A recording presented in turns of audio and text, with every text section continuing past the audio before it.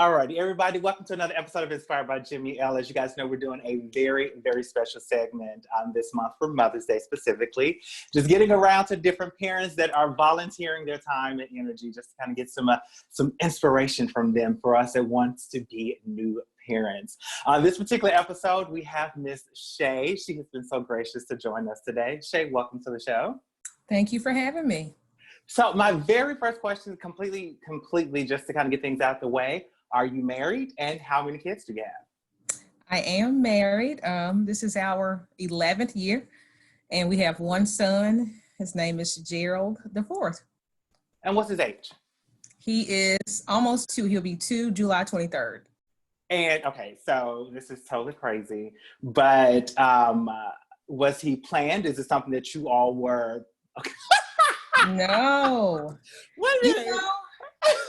He was not planned. My husband and I, we got married in 2008, and we pretty much go with the flow. And you know, as soon as you get married, the first thing people ask you is one, where's kids? And two, when do you have kids? And I've never tried to have kids, and never prevented having kids. My husband. Gotcha. And so it just never happened until year 10. And yeah, the interesting thing, like we were busy with life, with our professional careers. And in 2018, I think that was, or whatever year it was, I ran the St. Jude Marathon. When I was running the race, I was extremely sick. I had no clue at the time I was pregnant. I just thought I was tired from running the race. And the Vesta Home show, and they had some candles burning. And I got so sick in one of the model homes, and I took a pregnancy test, took 2 more, and I had to just come to terms I was pregnant. Oh, that is crazy. Yeah. My sister had a similar story to that. She found out she was pregnant in December, and my niece got married in February. It was it was shocking for all of us. We didn't even know anyway. That's another issue. But it was extremely shocking. But it's really interesting to hear you say that. So, because normally, not normally, but typically, you're prepared. You're just on some type of control or prevention. But it's very interesting, and I love to hear that. So, have you always kind of had that mindset of I'm just going to go with the flow, and whatever kind of happens, happens? Especially with children. My nieces and nephews, me, and we're 10 years apart. And when I was in high school, they went everywhere with me. And it was a bit traumatizing because I was like, oh my God, like kids are a handful. And so I was never in a rush, just watching my sister's experiences.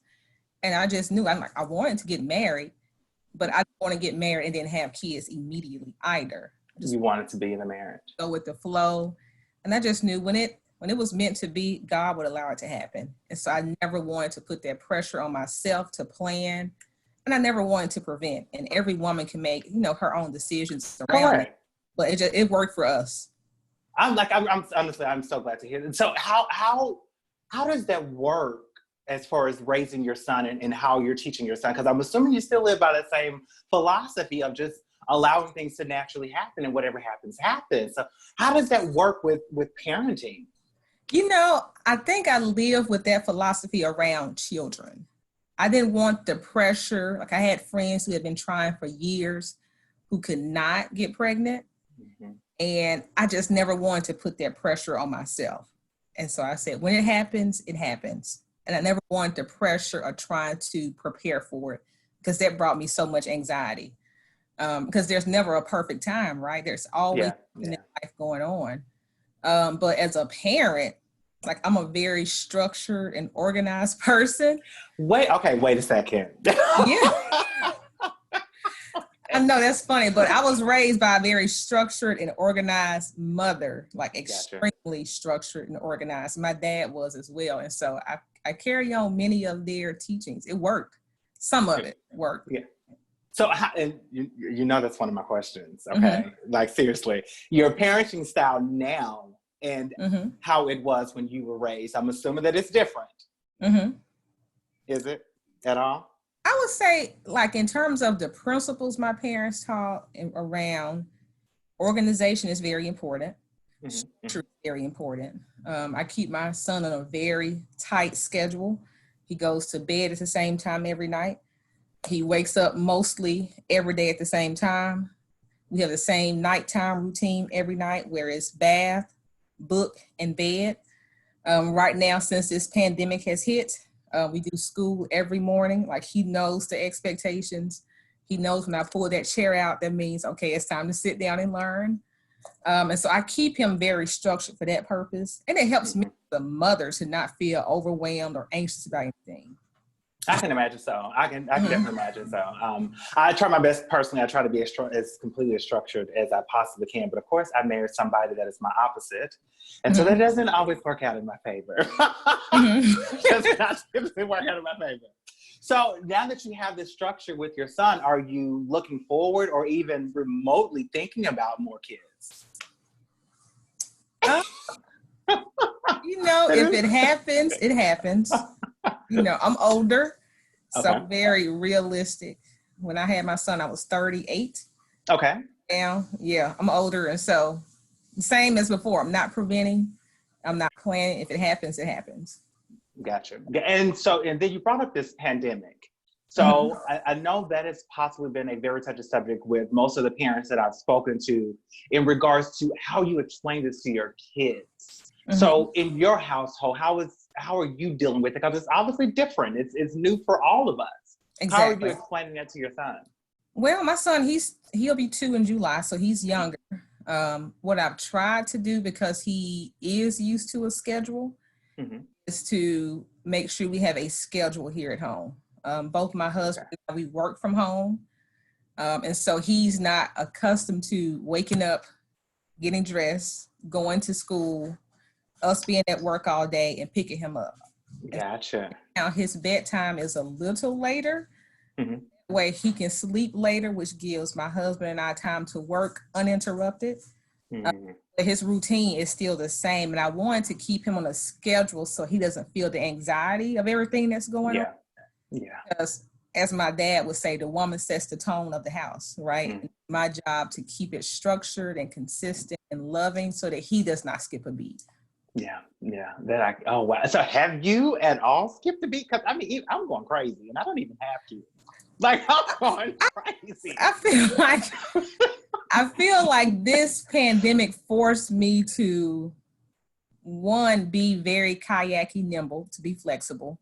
Okay. So I'm a person, before COVID, I would iron my clothes for the week.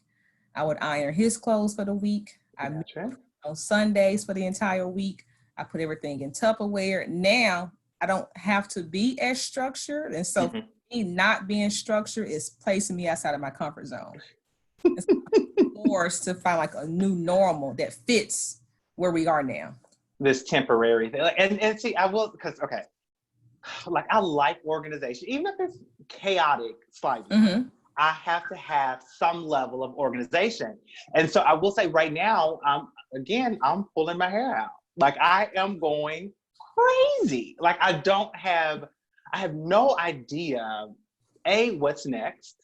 I don't even know how to build a plan to maintain where we are now.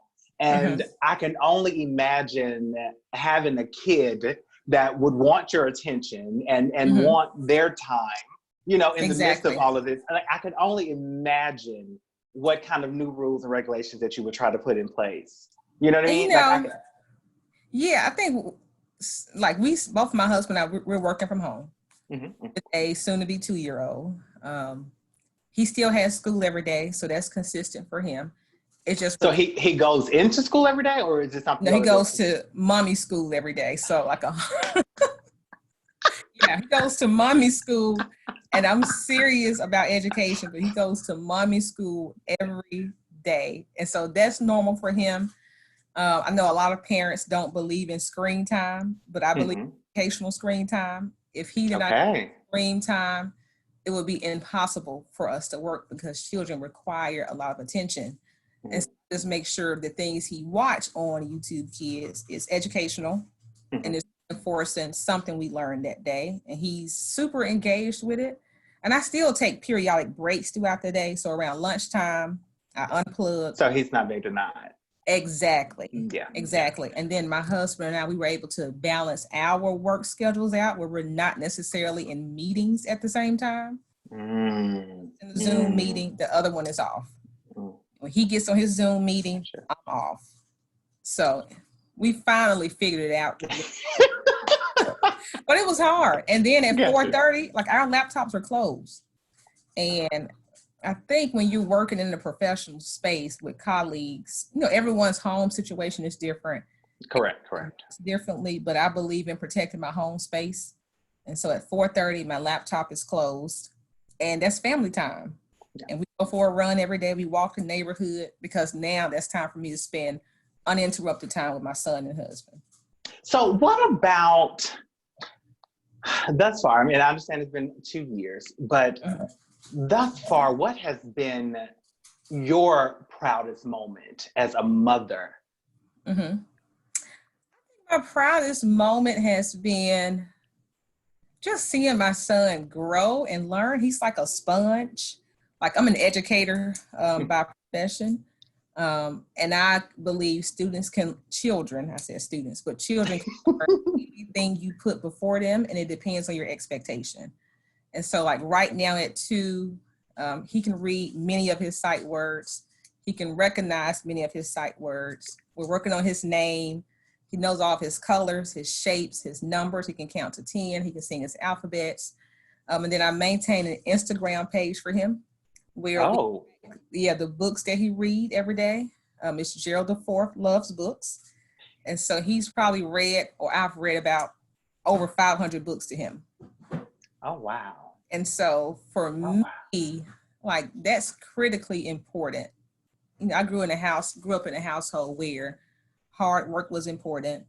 Our parents expected us to make straight A's, nothing less. We couldn't bring a B home. But they were sharecroppers in Mississippi. You know, they didn't get a chance to experience education like some of my friends' parents did. And we grew up in Orange Mound. Hard work and preparing your kids to compete with everyone was their expectation, was important to them. And so for me in my household with my own son, education is important. And I believe education starts at home, not at the schoolhouse. But that's another subject. But I totally agree with you on that. But which honestly, because of that or something very similar, is what even sparked me wanting to reach out to different parents in particular. You brought up the expectations. How do you see yourself? And I understand that, I understand that he's only 2, and I know you're still kind of dealing with that. And there's several things that you probably have not had a chance to face yet, especially the teenage years. But how do you see yourself with those expectations, especially thinking of your background and how you were raised, knowing that you are an educator? With those expectations, will those, for your son, will they be specific for him in a unique kind of way? Or do you think they're going to be a social expectation? Probably both. What I do not want to do and what I try not to do is allow society to place expectations on me as a parent in terms of when and how and what my kids should know. What I know growing up in Memphis is Memphis's best schools are not necessarily the best schools. And I say that because in 9th grade, I had a chance to attend boarding school on the East Coast at Phillips Academy, Andover. And at the time I was at East High School in the optional program, right? Okay. Optional program in Memphis. And East was a great school for Memphis. But when I went to this elite boarding school right outside of Boston, like, I was with intelligent kids from across the world. Like, this is where the 1% send their kids. And the expectations that were placed on us here in Memphis in terms of what excellent wasn't even comparable to what excellent was for those students. And so for me as a teenager, like, I was like, I'm not just competing with students in Orange Mound or students at East or students in Memphis. I'm competing globally. And so, like, as I work with my own son, like, I understand, like, I'm preparing him to compete globally. But I also don't want to be the parent that puts so much pressure on their child they rebel. Like, I still believe. and students should have, like, it's his life. But I want to make sure I do everything I can to prepare him to be successful in whatever choices he makes. Gotcha. That's socially, that's intellectually, that's being able to code switch and operate in different spaces, your home space, your professional space, because all of those things are important, just being well-rounded. Yeah, I agree. I definitely agree with you on that. And I will say that oddly for me, I'm on a completely, we're in different age brackets, but my experience of what you just mentioned here was driving trucks. I had no idea that the rest of the world was out there, and Memphis was so drastically different. And it's almost like it's its own island. And there's so much out here that's just within the United States. It's not even thinking about going out of the country. But just within the United States, there's so much more to learn. There's so much more than this history that we typically pound in our children.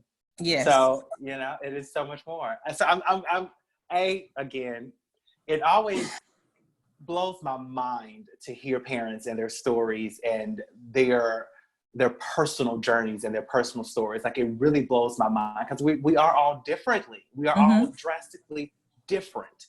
But a lot of times we get stigmatized, and a lot of times we use social settings to either push an agenda or force something that we've taught that we haven't necessarily had a chance to deal with ourselves. And so one thing I will say, I love that you're saying yourself, is that you obviously went from Memphis to this completely different part of the country, and you've taken what you've learned, brought it back here to now teach your kids so that they can expand, or so he can expand his mind far surpass Memphis. Exactly. So I love that. I love that. Thank you. Oh, I love that. Just not that you need my kudos whatsoever. Okay. But I'm no different than you. I was born and raised in Westwood. My family is from Marks, Mississippi. I mean, you know, we still have a house there. And my mother's only thing was, get out of Westwood.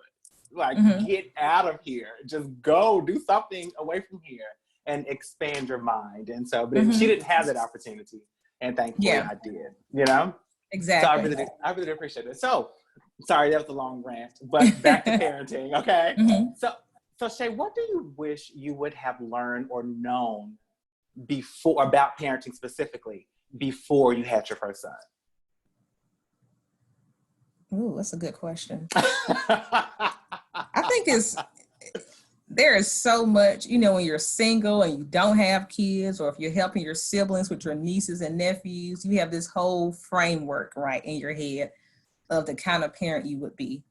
And then you have your parents who've been examples of the kind of parent you think you should be. And then you have outside influences. I think what my husband and I discussed was, we are responsible for setting the tone for our son.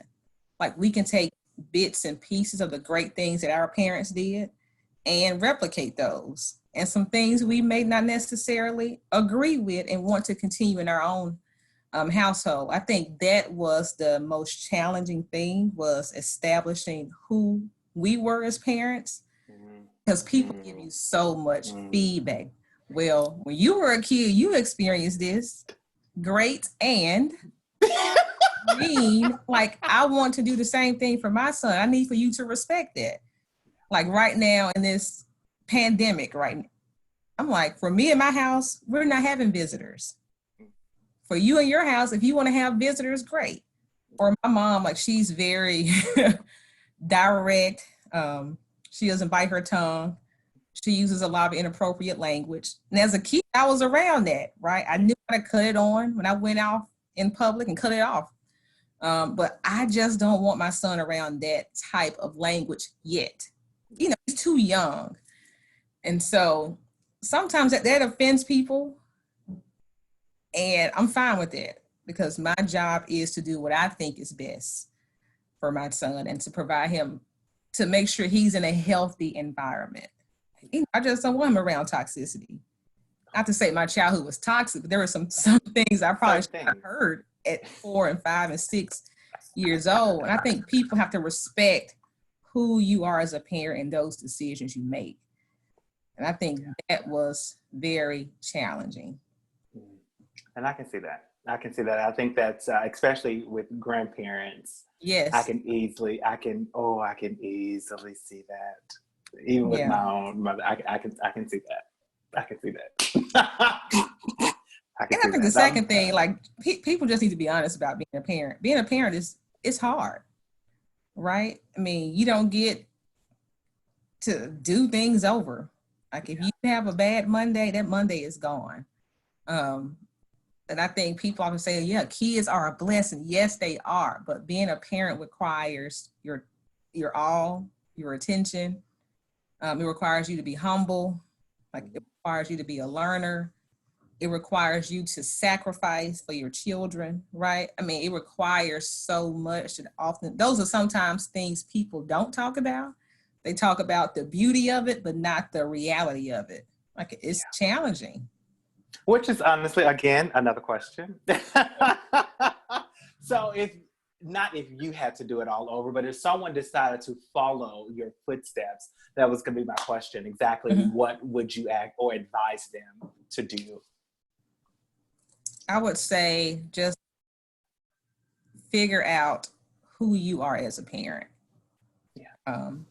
Because you're going to get so many voices in your ear around everything from immunizations. Should your child be immunized or not? You may think one thing, but if you're not firm in what you believe, you're going to be swayed by someone else and you may not believe that. When should you start reading to your child? If you don't have a firm belief on when you think you should start reading, you're going to be swayed. I just think start as early as possible. Just talking those things out with your spouse or significant other. What do we believe as parents? So that you have a core in your own household. Because when you don't have, to me, just that understanding, it can create friction in your household. Like my mom, I love her to death, but if I don't push back, she can run my household and your house. Yeah. And that's just what parents do because they think they're doing what's best. But you have to be firm and like, I am responsible for raising this human for the next 18 plus years. And you have to trust yourself to make those decisions. You just have to. Shay, I think that is actually a very great place to end. Like, I love that. That is probably the best information that I've heard thus far. Figure out what your parenting style is, trust it, and just go with it. And at the end of the day, when you know better, you do better. And as you grow and as you're changing, you then evolve your parenting style. I love that. That's a great place to end. And I would say a difference is a difference. It's not a deficit. Like, it's just different. What do you mean by that? Sometimes we think when we do things different. So for example, just say if you were a parent, you chose a certain type of way to raise your child that was different from mine. I shouldn't view that difference as a deficit. It's your choice, right? It's your choice and it should not come with judgment. It's your choice. And I shouldn't see a parenting difference as a parenting deficit. That parent thinks that he or she is doing the best that he or she can do for their child and just respect their decisions. I will say that has been a challenge for me. It's a challenge for a lot of people. It requires constant reflection, right? Jesus. Oh my Lord. Yes, like that's the world we're in, the world of comparing. Yeah, and honestly, and which that is again with the education system and having the different mindsets, it sparked this conversation. I'm now at a point where I know how to keep my opinions to myself, you know, in regards to parenting styles for other people. Like I get it. It's just I don't understand. It's so much I don't understand. And I truthfully, I want to inspire so many other people, but this is a very selfish interview here. Like I want to inspire other people, but I want to understand the why behind most decisions. Like I really like a lot of it just it's not clicking to me. And I want to know why. I want to know why. I think the best thing, like this is, I've arrived at this place of no judgment of parents. But I just assume the positive. I always assume positive intent of all parents. Like the decision this mom or dad makes, I assume positive intent. Like they had a positive initial reasoning as to why they made that decision. And every parent, for the most part, are doing the best that he or she can do. And I know, in my heart of hearts, I know. I know. Shay, thank you so very much for agreeing to this. I feel like I've learned quite a bit, not just about you, but just in regards to parenting itself and possibilities, honestly. I really do appreciate it. Thank you. Thank you for having me.